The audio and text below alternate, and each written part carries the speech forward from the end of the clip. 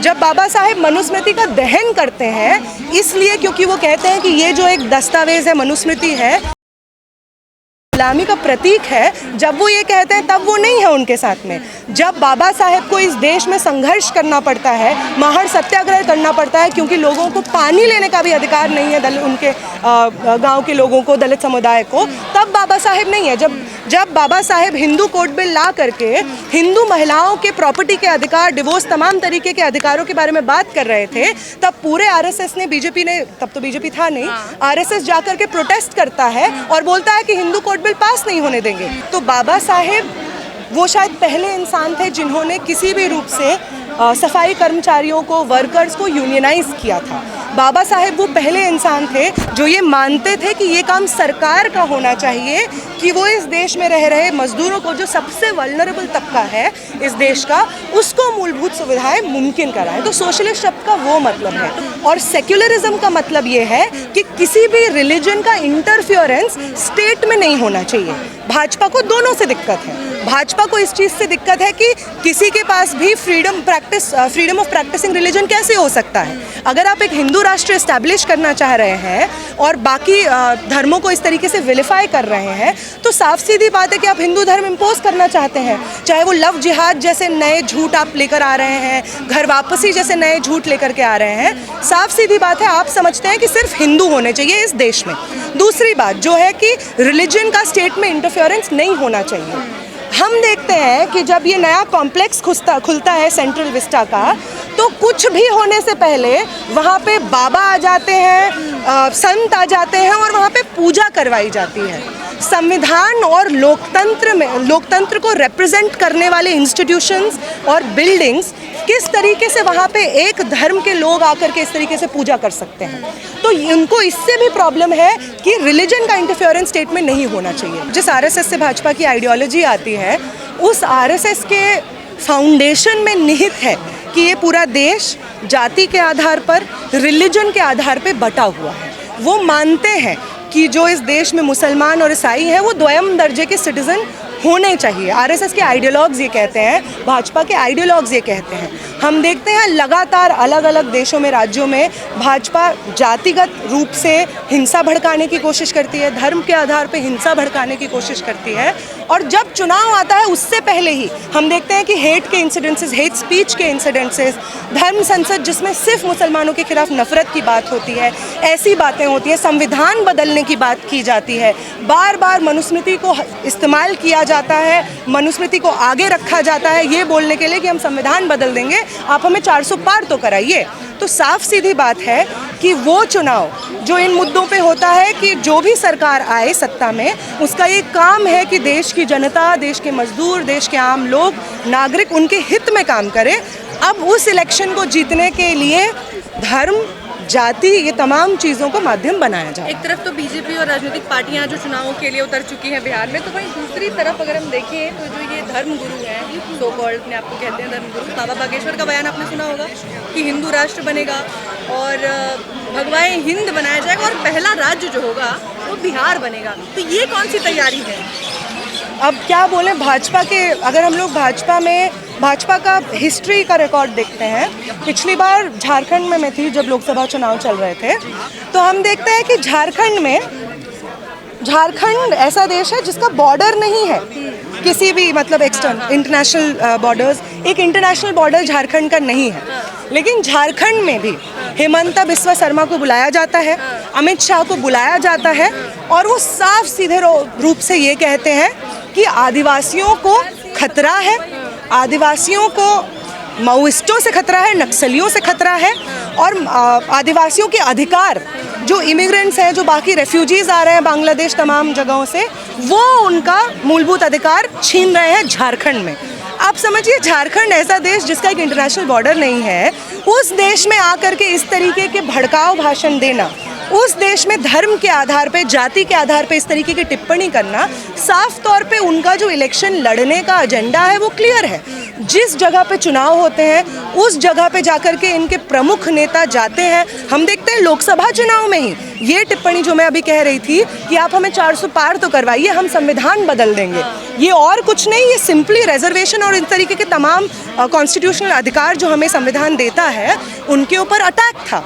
हम देखते हैं कैसे एकदम चुनाव से पहले, जस्ट पहले, जब बिहार में कास्ट सेंसस होता है, बिहार में लोग जाते हैं और कहते हैं कि आप पूरे देश भर में कास्ट सेंसस कराइए, तो भाजपा इसका बहुत बड़े पैमाने पे विरोध करता है।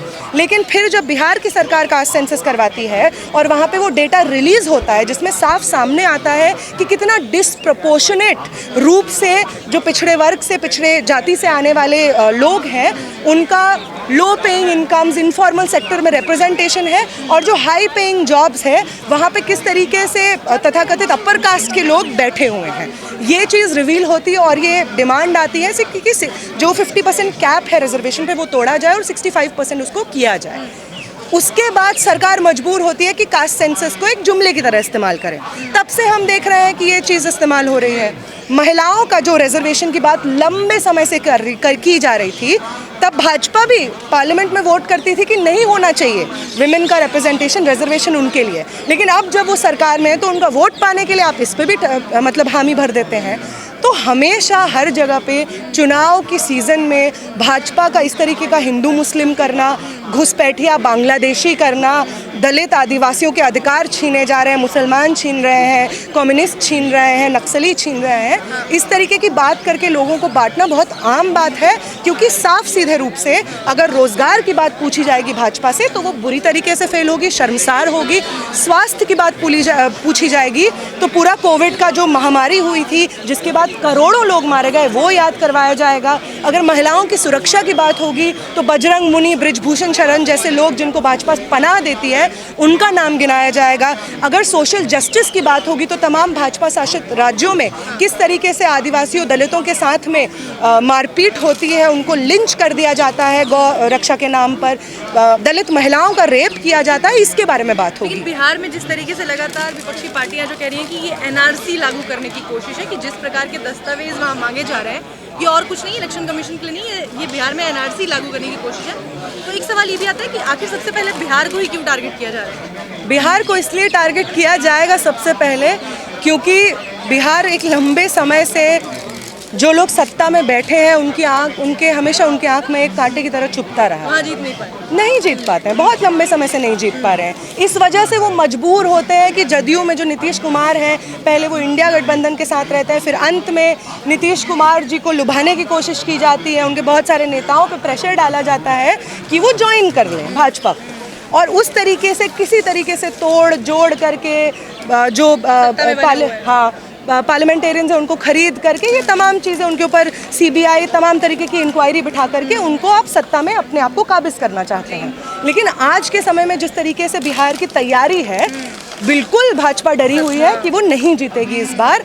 और हम आश्वासन दिलाना चाहते हैं भाजपा को कि वो जो ईसीआई में ये एसआरआई के नाम से, एसआईआर के नाम से रिवीजन कर रहे हैं वो भी वापस करवाया जाएगा, और आने वाले चुनाव में एक भारी मात्रा से शिकस्त भी भाजपा को नसीब होगी बिहार में। बीजेपी और आरएसएस कह रहे हैं संविधान बदलने जैसा आपने कहा, आप कह रहे हैं समाजवाद और दो शब्द हटा देने चाहिए प्रस्ताव। जो दो शब्द वो हटाना चाह रहे हैं, सोशलिस्ट और सेक्युलर, सोशलिस्ट और सेक्युलर जो दो शब्द हैं, ये दो शब्द केवल दो शब्द नहीं है। जब वो हमारे कॉन्स्टिट्यूशन के प्रियम्बल का हिस्सा बनते हैं तो प्रियम्बल ऐसा कोई चीज़ नहीं है, बिगिनिंग ऑफ, मतलब ऐसा नहीं है कि कहानी से पहले जो प्रीफेस होता है जो हम पढ़ते हैं वो नहीं है। Preamble heart and soul of the constitution उसको कहा जाता है। तो उस प्रियम्बल में जो सोशलिस्ट और सेक्युलर है वो दो शब्द नहीं है, वो जो संविधान लिखा गया है उसकी स्पिरिट का एसेंस है। सेक्युलर इस देश की नींव एक सेक्युलर आधार पे ही रखी जा सकती है। जिस तरीके की डाइवर्सिटी हमारे देश में, रिलीजियस डाइवर्सिटी हमारे देश में है, उसके लिए असेंशियल है कि रिलीजन स्टेट में इंटरफियर ना करे। यही बात तो बीजेपी कहती है कि देखो सर्वधर्म सद्भाव है, लेकिन धर्मनिरपेक्षता अलग चीज़ है। इस पर बात होनी चाहिए कि सर्वधर्म सद्भाव हम मानेंगे पर धर्मनिरपेक्षता नहीं।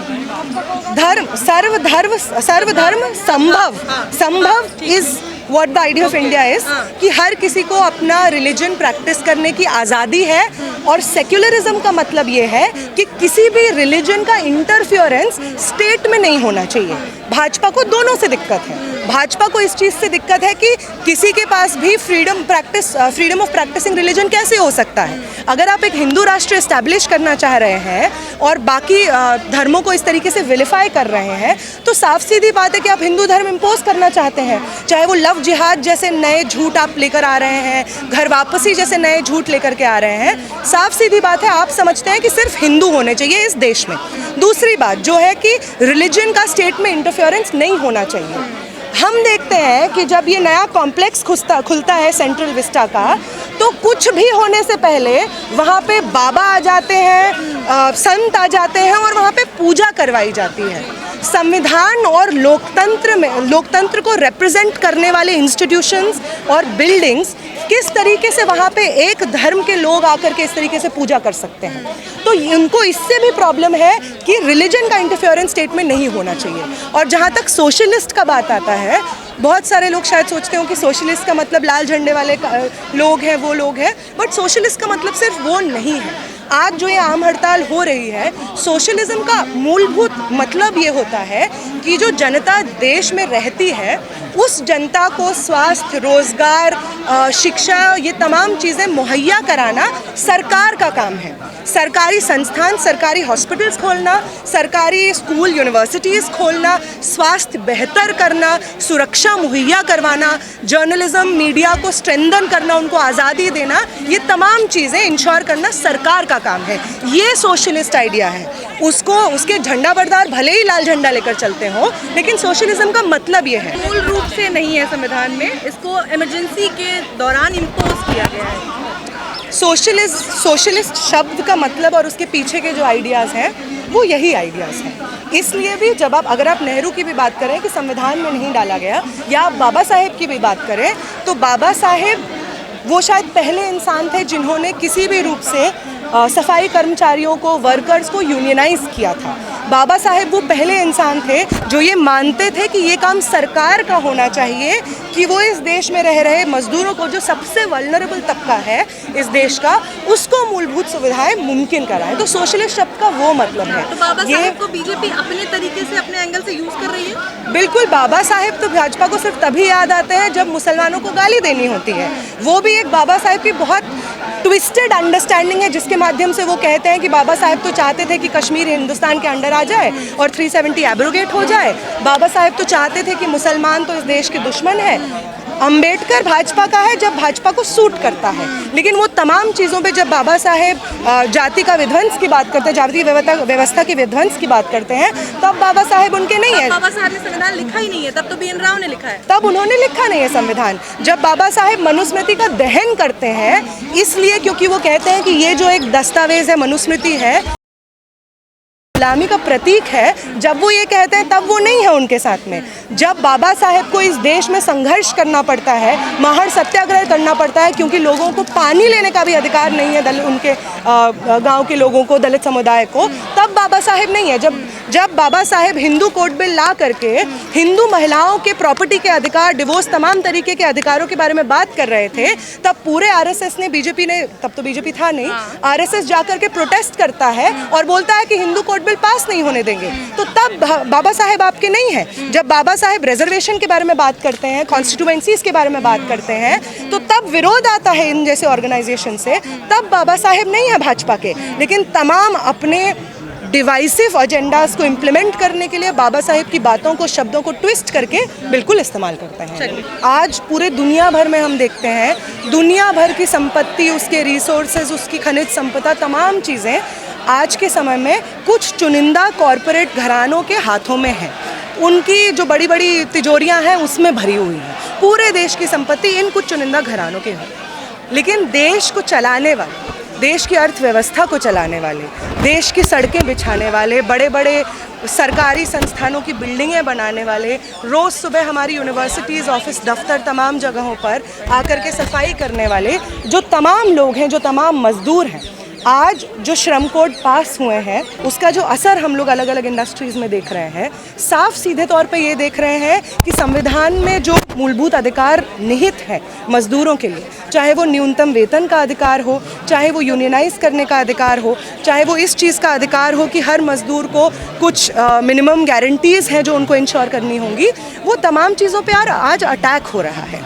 और ऐसा नहीं है कि जब आज़ादी मिली तो ऐसे ही मिल गए वो ये तमाम अधिकार। पूरे दुनिया भर में, सिर्फ देश भर में नहीं, मजदूरों के आंदोलन का एक बहुत बड़ा इतिहास रहा है और वही आंदोलन है जिसकी वजह से लंबे समय पे हमें 8 घंटे का वर्किंग आवर मिलता है। वही मजदूरों का आंदोलन है जिसके बेसिस पे हमें इंटरनेशनल वर्किंग विमेंस डे मिलता है। वही अधिकार है जिसके बेसिस पे मैटरनिटी लीव जैसी मूलभूत सुविधाएं आज डिस्कोर्स में भी हैं।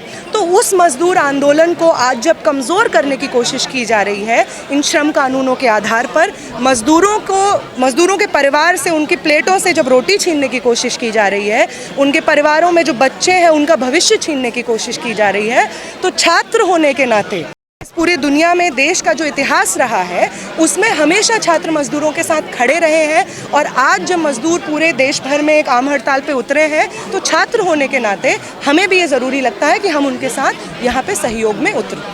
बुलडोजर भी दिल्ली में चल रहे हैं और तमाम जगहों पर, इसको लेकर के भी काफ़ी रोष है और उन चीज़ों को लेकर क्या ये भी सारे मुद्दे एक दूसरे से कनेक्टेड हैं? बिल्कुल बिल्कुल, ये सारे मुद्दे एक दूसरे से कनेक्टेड है। हम देखते हैं कि जब वोट का समय आता है तो कोई पॉलिटिकल पार्टी ऐसी नहीं होती है जो अपने भाषणों में ये नहीं कहती है कि हम गरीबी हटा देंगे। सब कहते हैं कि हम गरीबी हटा देंगे। सब चुनाव से पहले घूम घूम करके कहते हैं कि हम गरीबों को 5,000 रुपया देंगे, महिलाओं को 2,000 रुपया देंगे, इतना किलो मुफ्त राशन देंगे, ये तमाम चीज़ें देंगे।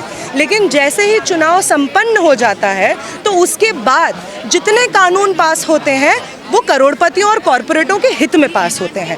तब मजदूरों के साथ में क्या होता है, तब मजदूरों के घरों में बुलडोज़र चलाए जाते हैं। हम देखते हैं जैसे ही आप देखिए दिल्ली में गर्मी शुरू होती है, इवन देश भर में जिस तरीके का क्लाइमेट हिंदुस्तान का है, हर साल दर्जनों मजदूर दिल्ली में जो अलग अलग फैक्ट्रियों में आग लगती हैं उसमें मारे जाते हैं। हम देखते हैं मारुति के मजदूर आज भी इतने लंबे समय बाद उन पे झूठा मुकदमा दर्ज किया गया है, उनको जेलों में बंद किया है, आज भी वो मजबूर है कि वो अभी तक प्रोटेस्ट कर रहे हैं मानेसर में जाकर के। तो इन तमाम चीज़ों के खिलाफ ये प्रोटेस्ट हो रहा है। बिहार में जो हमने देखा कि एक इलेक्शन से जस्ट पहले सरकार इलेक्शन कमीशन के तहत एक नया चीज़ सोचा गया है कि वो तमाम मजदूर जो मजबूर हैं कि बिहार छोड़ करके दूसरे राज्यों में जा करके उनको अपना रोज़गार ढूंढना पड़े, कामकाज ढूंढना पड़े, आज उन तमाम मजदूरों को बिहार में जो इलेक्शन कमीशन के माध्यम से सरकार, जो केंद्र की सरकार है, जो मतलब लंबे समय से इलेक्शन कमीशन केंद्र के सरकार के इशारों पे चलता आया है, हमने देखा है कि कैसे जो बीजेपी के बैस्टियंस हैं जहाँ पे बीजेपी जीतता है वहाँ पे वोटर्स का संख्या बढ़ता जाता है और वहाँ पे जहाँ पे ऑपोजिशन के पॉलिटिकल पार्टीज मजबूत हैं वहाँ पे हम देखते हैं कि कटौती हो रही है वोटर रोल्स में। हम देख रहे हैं कि मुसलमान बस्तियों में से कटौती हो रही है। हम देख रहे हैं जहाँ जहाँ पे बुलडोज़र चल रहा है उनको पूछा जा रहा है कि आप क्यों वोट देंगे, आपका क्या अधिकार है, उनको स्ट्राइक ऑफ किया जा रहा है वोटर रोल से। तो आज जो बिहार में हम देख रहे हैं लगभग 4 करोड़ के आसपास जो वर्कर्स हैं वो बिहार से जा करके देश भर में अलग अलग राज्यों में जा करके काम करते हैं। न सिर्फ बिहार की बल्कि पूरे देश की जो अर्थव्यवस्था है उसके रीढ़ की हड्डी मजदूर हैं, बिहार के मजदूर हैं। और आज जब उनको बिहार में ही जब चुनाव हो रहा है, जो एक मूलभूत किसी भी लोकतंत्र में जनता के हर एक व्यक्ति के एक वोट का अधिकार है, ये यूनिवर्सल एडल्ट फ्रेंचाइज के तहत हमें कॉन्स्टिट्यूशन में गारंटीड है, हमारा फंडामेंटल राइट है। और आज जब इन तमाम मजदूरों से 4 करोड़ बिहार के मजदूरों को ये बोला जा रहा है कि आप तो सिटीज़न ही नहीं हैं, आपको प्रूफ करना होगा, और पहले आधार कार्ड का इतना ड्रामा करके आप कह रहे हैं कि आधार कार्ड तो हम नहीं लेंगे डॉक्यूमेंट्स में, उसके खिलाफ भी हम लोग यहाँ पे प्रोटेस्ट पे उतरे हैं। जो कहर हमने नोटबंदी के वक्त देखा था, आज हम वोटबंदी के वक्त भी उसी लोकतंत्र की चोरी को देख रहे हैं। इन तमाम मुद्दों पे हम यहाँ पे इस वक्त जनता दरबार पे हैं।